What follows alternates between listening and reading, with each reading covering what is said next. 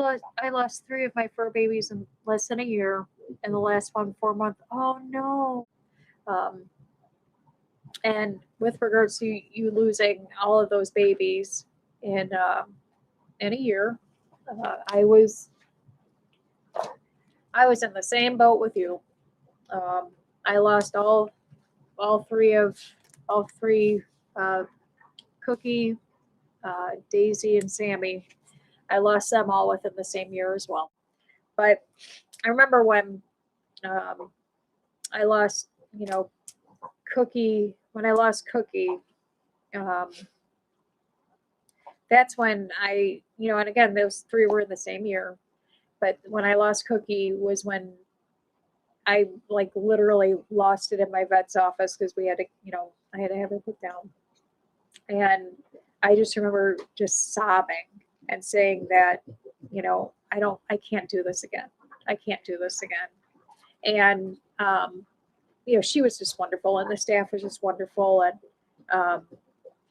you get to the point where you feel broken, right? You just feel broken.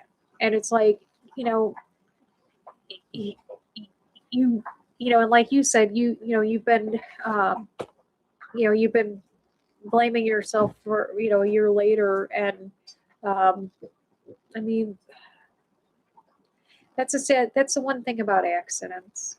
When there's an accident and it's like out of our control and bad things happen, um, it's hard, not to put blame on ourselves, right? Because, these animals you know, they're just, I don't, and that's the thing too. And I'm going to back this up by saying, I don't even care if it wasn't an accident.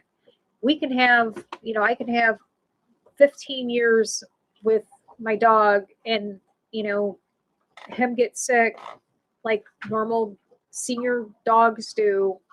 And that was the end of his life. And I'll still find something that I'll say to myself, if I would have done this different, if I would have done that different, maybe if I fed a different food or, um, like with your situation, I'm sure you're saying all these things and, well, maybe, if it didn't get out or whatever, or how, however that happened, but